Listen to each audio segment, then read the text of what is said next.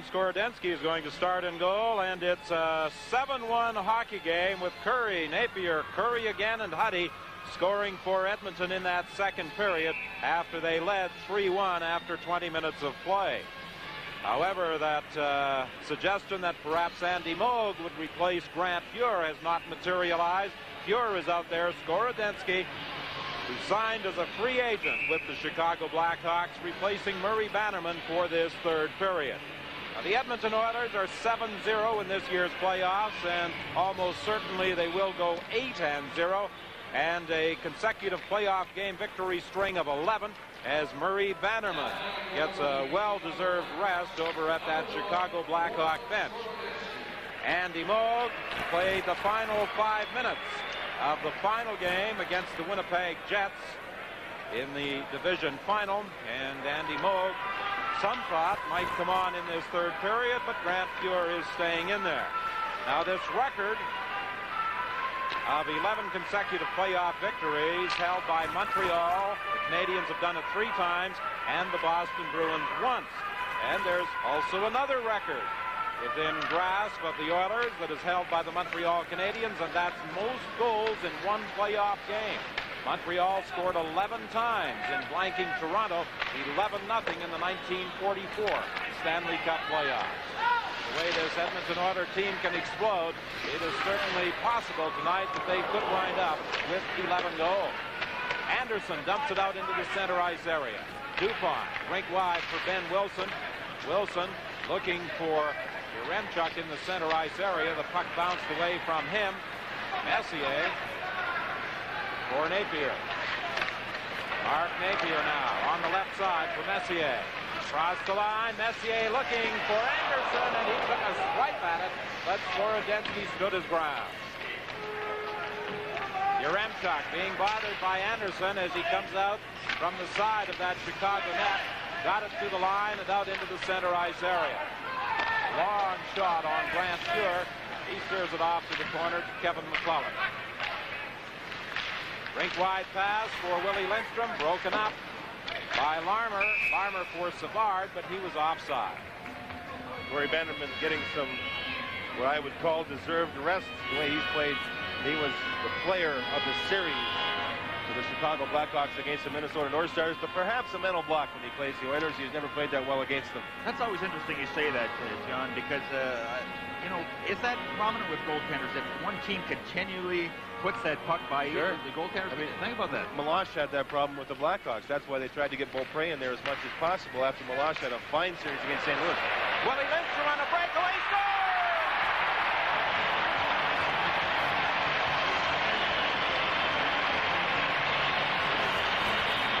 Now, I told you that Skorodensky was a bit of an erratic goaltender. He guesses this time. Lindstrom just simply pushes the puck by him. Good breakout pass. 2 good passes. Melnick and Gregg move it up to Lindstrom. Now watch Skorodensky. See where he was at first? He tried to give him that side on the glove side, then he was too slow getting back. See him jump and dive before he makes a play. Look at the puck just simply shoveled underneath him as he guessed and guessed wrong. And that's his style, folks. He's a real guesser in there. Melnick took a shot that was knocked down by Larmer. Larmer having problems getting out of there.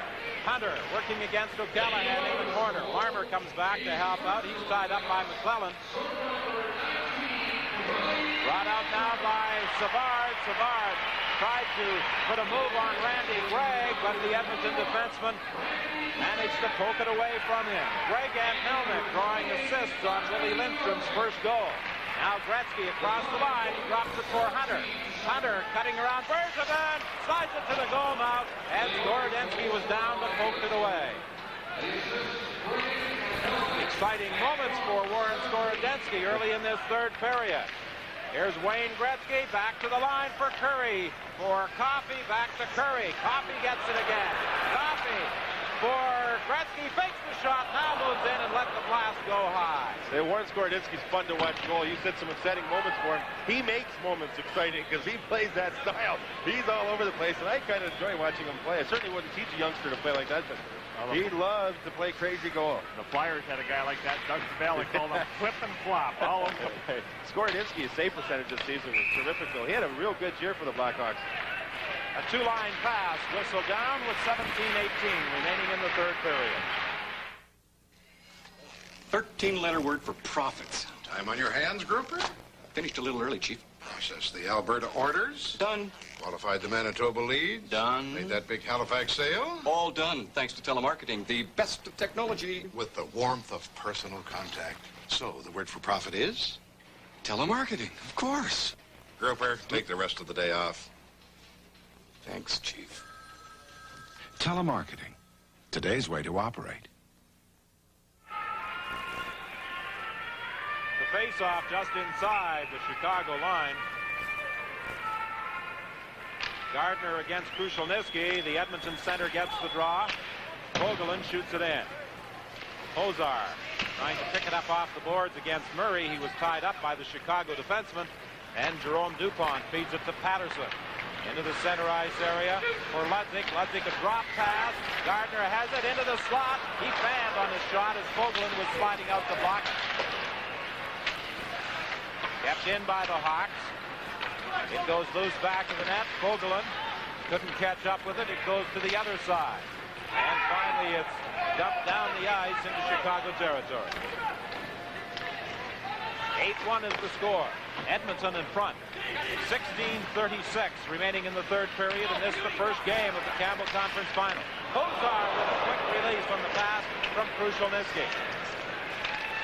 Hozar gets it again. Taken in against the boards by Savard. Hozar still has it. Trying to slide it out front. A backhand shot hits the side of the net. And finally it's cleared by Chicago. That series in the corner with Hozar had the puck. That demonstrates how strong this Czechoslovakian is. Very, very, very well-conditioned athlete. Hasn't played all that much this season, but he's in such great shape, so strong, that he's a very valuable addition, especially against the boards into the corners. Broken up at the line. O'Callaghan almost lost it. Now Savard starts back. Savard puts on the brakes, waiting for someone to catch up with the play. Spins around, and a back pass goes to the corner. Kurt Fraser hides it in front. O'Callaghan had been knocked down, and the Oilers come back. Napier, rink wide for Anderson, and Skorodensky got a piece of that one, and it's dumped down the ice, and this will produce an icing call against Chicago.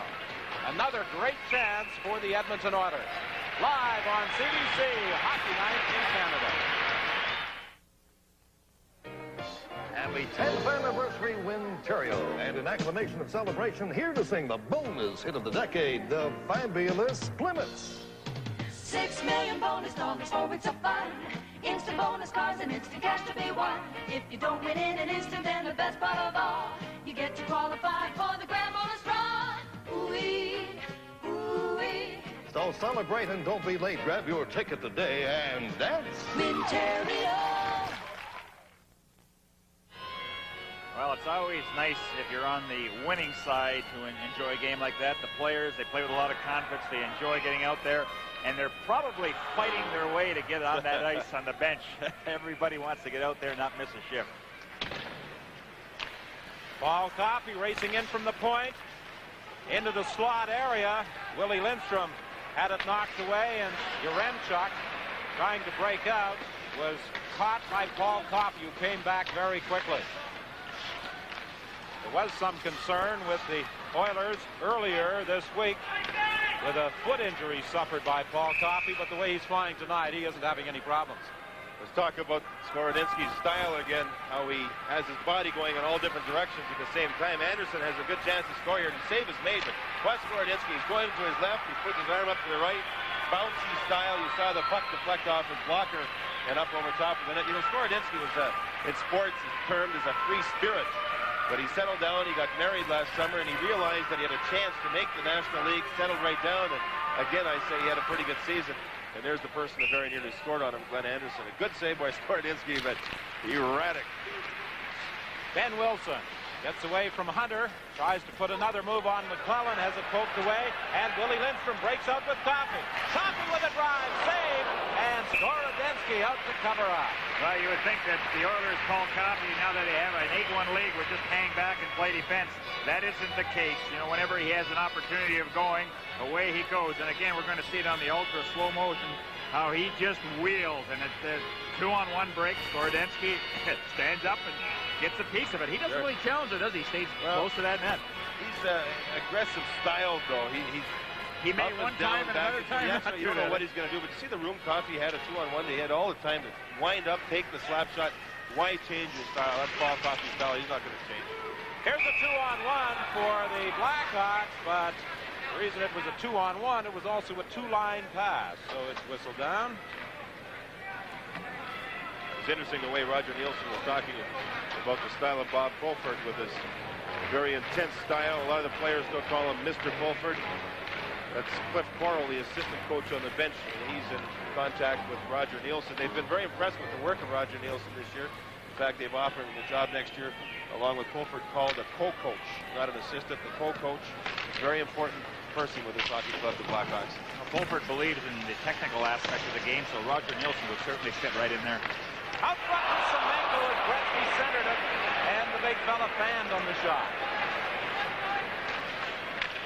Lysiak's rink-wide pass deflected up into the crowd. You know, whenever Coffey or Gretzky get a chance to score, the building lightens up here in Edmonton, but whenever Semenko gets a chance or makes a great play, the fans are even louder. They really respond to Dave Semenko. I think they appreciate his efforts out there. Look at how he just fanned on. He tried to shuffle it with a coal shovel into that net. You know, another thing that's amazing is he missed that chance.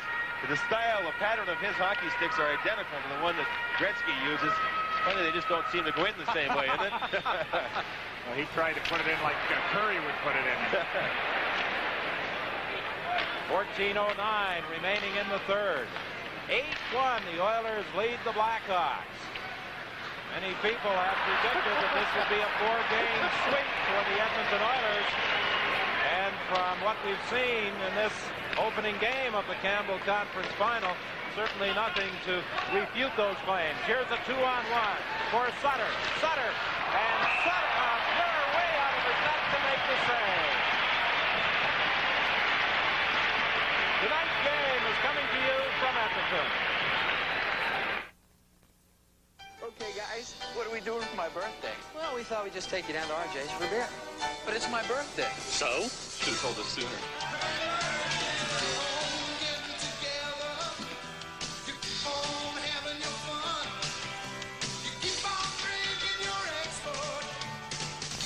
Thanks, guys. I love surprises. That's great. RJ, bring him the bill. Nice. Keeps on teasing great.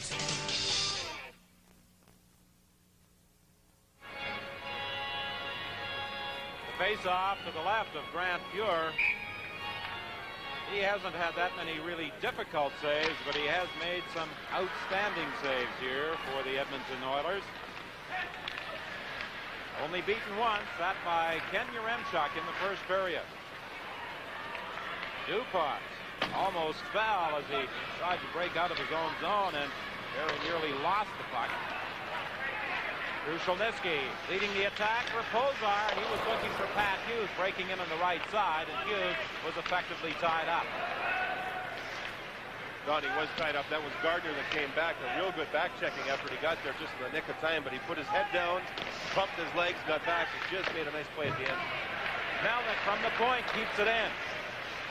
Krushelnyski for Melnick. Melnick takes a look back to the point. Pozar has gone back there to replace Melnick at that point position, but Melnick is fighting for it in the corner. He's staying in there. He's going to try and slide it out front. Now it comes back to Pozar. Pozar centered it, and Hughes was unable to deflect it. Randy Gregg dumps it back into the corner. DuPont trying to get it out, unable to do so. Pozar was upset in the slot as Krushelnyski tried to center it, and now it slides out to the center ice area. 12:25, the time left in the third. Oh, the John Taylor Hockey Club certainly getting good mileage from that fourth unit. Krushelnyski, Pozar, and Hughes really did a number there. A good, strong forechecking. Now it's Willie Lindstrom starting out with Hunter. He dodges a check from Troy Murray, but Murray manages to come up with the puck. Murray, a very rugged individual, played at the University of North Dakota, and in 1981 was with the Canadian team that won the World Junior Hockey Championship. Paul Coffey likes to go to the outside. He doesn't. Saved by Skorodetsky as it just dribbled past the corner. You can say what you want about Skorodynsky, but I love watching this guy play. He was off his feet. He made the save.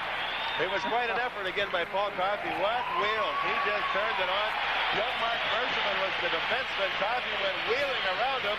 Now, when he beats the defenseman here, watch the goaltender, Skorodynsky. You got to love it. Watch how he beats Bergevin just to the outside because he is flying. Now, watch the goaltender leave his feet. He slides across. Look at him. There he goes. He gets the job done, though. He stopped it and kept the puck out. You know, John, that all started out of the Edmonton end of the ice where Coffey wheeled it to the right winger, and then Coffey in full motion picked up the return pass and did the rest himself. Well, with our ultra slow-mo, you saw how that puck just dribbled past the corner after Skorodynsky got a piece of the shot by Paul Coffey. Charlie Huddy fighting in the corner with Secord and Savard. Back to the line. O'Callaghan with a shot saved by Fury. McClellan along the boards. Gets it out for Coffey. Here's a 3-on-2 break with Willie Lindstrom. Lindstrom drops it back. Coffey for Hunter. Hunter unable to get a shot away as he was tied up. And it winds up in the mesh at the back of the net, producing the whistle. 11:01 is the time left to play in the third period. There's one guy in every block with the perfect lawn. His secret? Golf green with CIL's exclusive SCU formula. It gives quick green up without burning. A closer look shows how the SCU, with its 3 special protective coatings, slowly releases nitrogen to feed your lawn for over 2 months, long after many other fertilizers have quit. This spring, insist on CIL lawn food with SCU.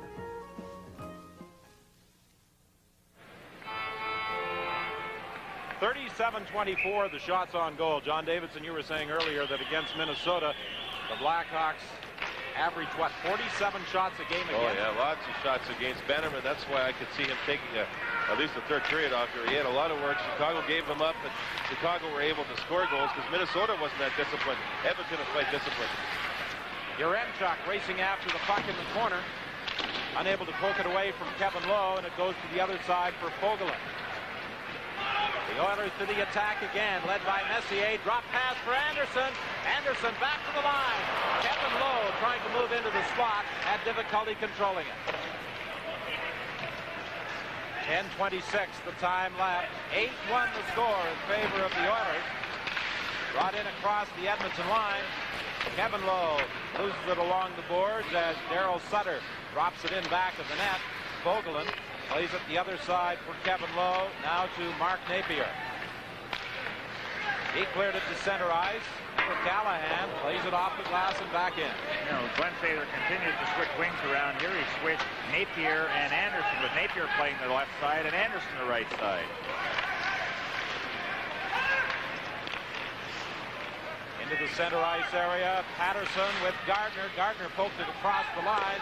He tried to race into the corner after it. He was tied up by Melnick. Played off the board for Gretzky. Gretzky has a breakaway. A shot saved by Skorodynsky. Big rebound, and it dropped back into the pads of the Chicago goaltender.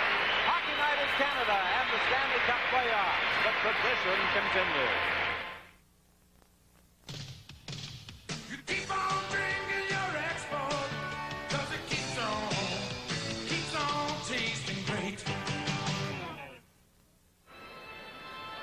Skorodynsky just finished robbing Wayne Gretzky. Gretzky timed it perfect to get the breakaway. Watch Skorodynsky. He's guessing. He's trying to give Gretzky the glove side. By that, I mean, he moved over to his stick side more. He left that opening. As soon as Gretzky put his head down, Skorodynsky moved immediately to his left and robbed Gretzky on the breakaway. You know, that pass from Curry to Gretzky happened deep from the Oilers' zone. Gretzky hanging around the center ice area. But how the two of them work so well together, boy. Curry and Gretzky. Curry took a look and banked it off the boards to Gretzky, knowing where he would be. 9:17, the time left. Here's Gretzky in across the line. A drive, he scores!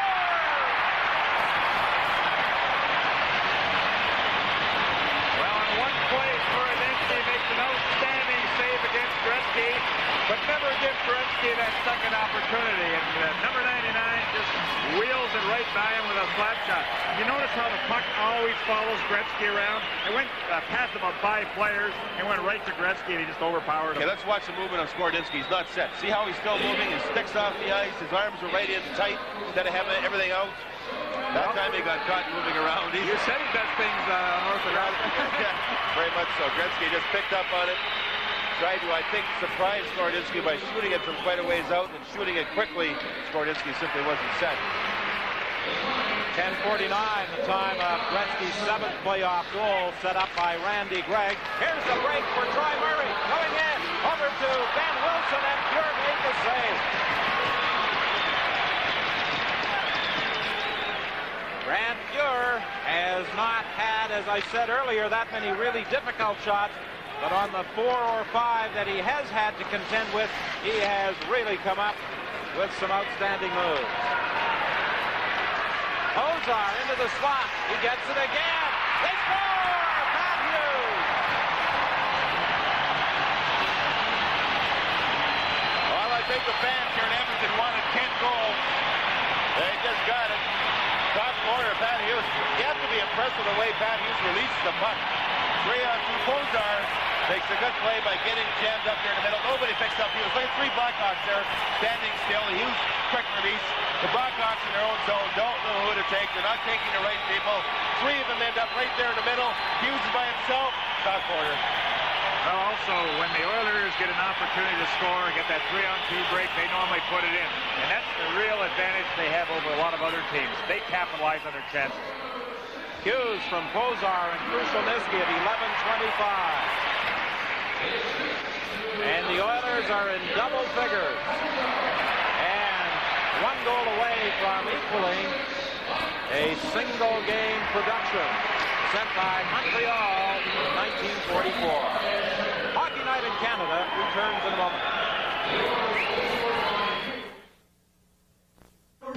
The next time you see a beautiful car on Toronto streets, chances are it's a Ford or Mercury. Our quality is showing all over town. Ford's got the best sales increase of the big 3, better than all the Japanese imports put together. Toronto, all our 85 cars are backed by Ford's 5-year DuraGuard warranty at no extra cost. Toronto, Toronto, we can't be outdone. At Ford, quality is job one. Topaz, you made a believer out of me. Gary Dornhofer, you've seen the Edmonton Oilers play all their playoff games in 1985. Some have suggested they're getting better with every game. Would you agree? Very much so. I mean, they've got their attack going. Everybody's getting involved, and they just keep going and going and going. And it has to be very discouraging for the Chicago Blackhawks. This is to the point now it's become a no-hitter. Chicago have to get involved. I mean, it's still a series. They just can't let this continue to happen. Get in front, get your nose dirty. Get involved, bump and grind a bit. They've stopped using the body. They're not hitting anybody anymore. Take an easy way out. Here's Anderson trying to cut in front, and the rookie Bergevin stepped into him and knocked him off the puck. 7:56 is the time left to play. Dumped down the ice. Icing waved off as Bergevin goes back for it. Into the center ice area for Larmer. Over to Savard. He shoots it in. Messier for Anderson. Anderson started the onslaught in that first period. He scores again!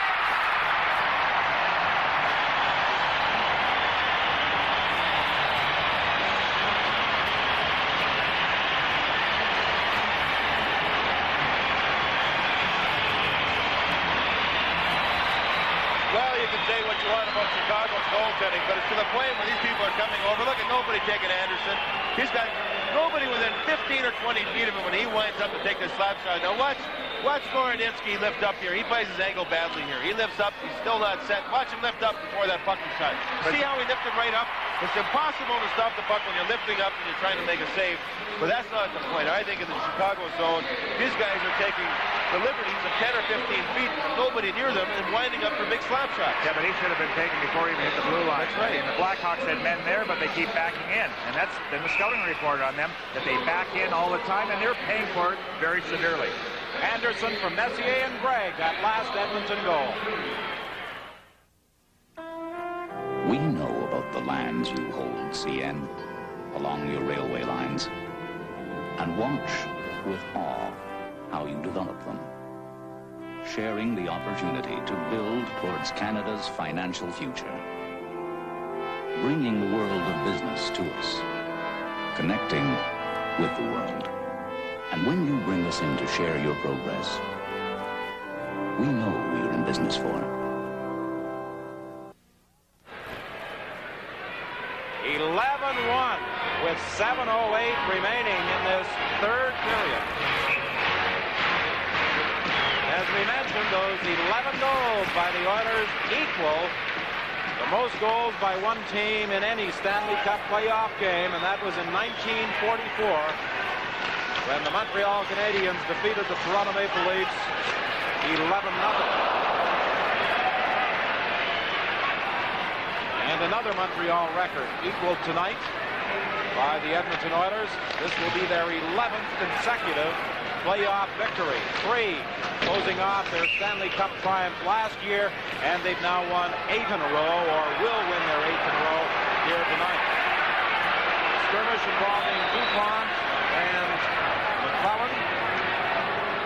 Maybe that's what the Blackhawks need right about now. Well, McClellan's an aggressive player. He's one of these types of players. When they had that long layoff between series, he didn't know what to do, so he'd go into the weight room, pump weights as much as he can to try and get rid of some of that excess energy. DuPont, you can see frustration on his face. Tough night for a young defenseman. Well, JD, so much for saying that the Blackhawks, very important to win this third period, as they've allowed 4 goals to the Edmonton Oilers. Again, go right back to the Oilers and talk about their discipline. We've mentioned it numerous times during this hockey game. Grant Fuhr, I'm sure once this game is over, we'll talk about how easy a night he's had in goal. He certainly appreciates these type of nights, especially during the playoffs. Let's forget this game. What about game 2? What do the Chicago Blackhawks have to do now after a humiliation such as this? Well, they have an extra day off. They've got 2 days off, and that is an extra day to try and be able to talk things out amongst yourselves. It's stolen as Fuhr stood his ground after Coffey lost it cutting at the side of the net. You know, Fuhr was already down on that play, and he still managed to get himself across the ice and stop Ludzik. I thought Ludzik had to open net. Ludzik back at the net for Patterson. Unable to center it. Curry dumps it into the center ice area. Callahan is chased back into his own zone by Semenko. He goes rink wide with it, and it's cleared to the center ice area.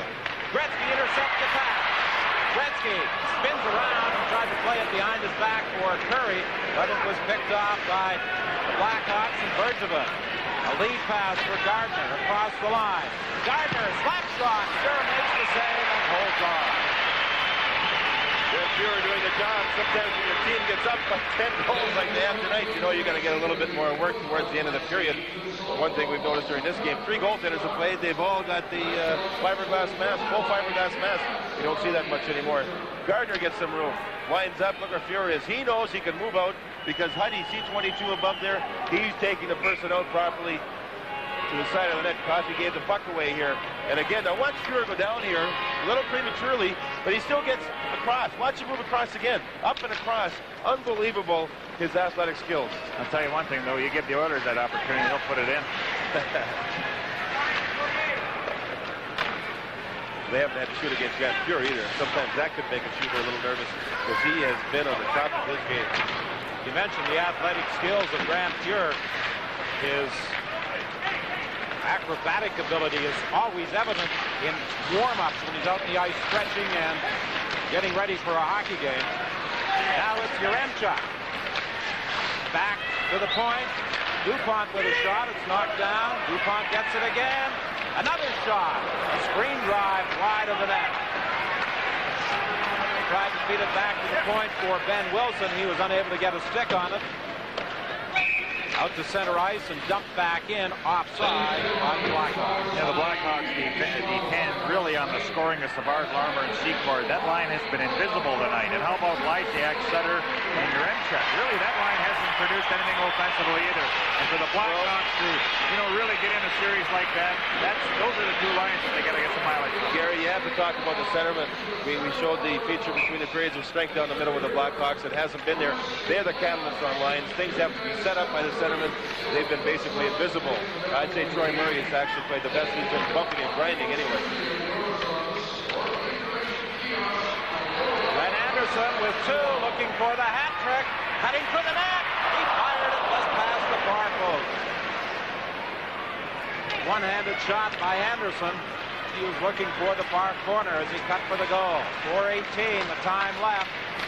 11-1 the score. Back comes Randy Gregg. He has Anderson on the wing. Gregg for Anderson. Anderson had the puck between his skates and couldn't get his stick on it. Savard circling in his own zone. Savard is forced back behind his own net by Mark Napier. Messier also comes in to do some forechecking. Lead pass for Secord in the center ice area. Secord, long shot, big rebound off Pure, and Paul Coffey comes back. Coffey played it for Hunter, went off the boards, back into the Chicago zone. 3:32 left in the game. 11-1. The Edmonton Oilers running away with this one to destroy the Chicago Blackhawks in the opening game of the Campbell Conference Final.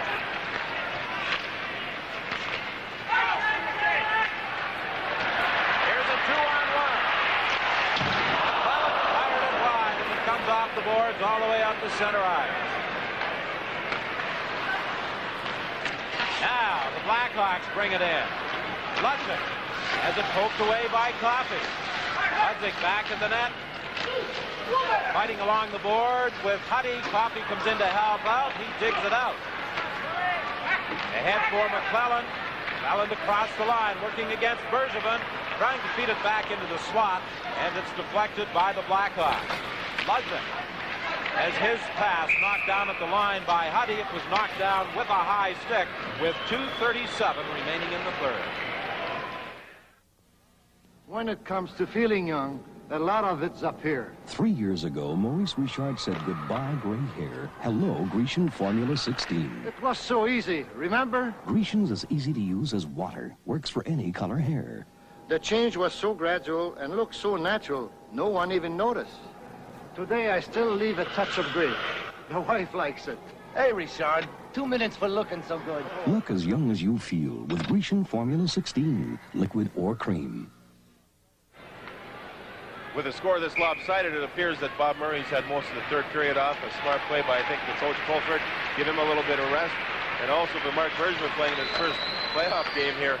He's had a lot of ice time.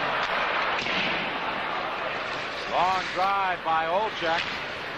That went high and wide. Pass for Semenko. He's breaking out with Gretzky. Semenko working to the corner. He falls and loses it to Bergevin. But the fans react at Northlands Coliseum each time Big Dave Semenko touches that puck. Very definitely one of the most popular players wearing an Oiler uniform. Curry slides it back to Kevin Lowe. 1:54 remaining. Ahead for Semenko. Semenko flips it back behind his own net. One thing about the Blackhawks, they'll have a couple of days to resume and really talk about this game tonight. You're in front, out front to Troy Murray, they score! On this play, fellas, we talked about discipline all night of the Oilers. Dave Semenko goes back with the puck. Dave Semenko's got control of it, fired it back, and then the Chicago Blackhawks took over. Watch him. In front, Murray just puts it in the open side, but Semenko had the puck up by the top of the circle. He went back with it, a bad pass. Take the puck and throw it out. Still a meaningless goal, basically, in this hockey game, but one of the few times Edmonton weren't aware of what was going around. You saw both Lowe and Fulgren chasing the puck. You know how close Grant Fuhr came to getting that one? By a whisker. He was there.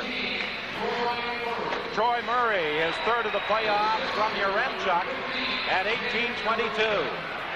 11-2 to score with 1:20 remaining. Randy Gray back into his own zone, dumping it up along the boards into Chicago territory. Yaremchuk has figured in both Chicago goals, scoring the first and setting up the second. A pass off Secord, bounces into the Edmonton zone, then is cleared. Anderson tied up by Ben Wilson. Savard working to the line as we move into the final minute to Secord. Secord puts on the brakes, is spun around by Randy Gray. The two of them bump as it goes to the corner. And now Anderson pokes it free to Messier. Napier trying to catch up with the play. Messier in back of the net. It bounces up around the boards with 35 seconds remaining and is dumped down the ice. And the Blackhawks, as they attempt to regroup for Game 2 on Tuesday night, have to be concerned about two of their defensive stalwarts. Doug Wilson, who did not press. Anderson with a shot, hit the post. And Keith Brown, who was injured in the first period. What a shot from in that slot area. The defenseman went down to block it. Skorodynsky had to look for the shot being up high over top of O'Callahan. And the puck did come up over top, and the goaltender, that's a little bit of communication with their teammate. Watch O'Callahan go down here. Bergevin go down, I believe. And the slap shot's going to be taken. There's O'Callahan going down. It comes up over top and right off the goalpost. What a blast. You know, the Oilers have always had time to execute their plays. They haven't been harassed by the Blackhawks at all to force their shots. Huddy with a shot high off the glass. 13 seconds remaining now as Kozar goes back into his own zone. Over for Huddy. Huddy almost lost it to Gardner. And the final score is going to go into the books as an 11-2 triumph for the Edmonton Oilers. Now, every player on the Chicago Blackhawks know they didn't play a very good hockey game tonight. In fact, they were just horrendous. And they're going to do something about it in the next game. As far as the Oilers were concerned, they were awesome. They are at the top of their game, and they put on quite an exhibition of scoring in tonight's contest. One thing these Oilers have mentioned is that they use the Islanders as role models. There you can see not too much emotion, even though it was a shellacking 11-2. They're just happy with the win. They're keeping their emotions masked. Smart way to win it. The final score, Edmonton 11, Chicago 2, and our Stanley Cup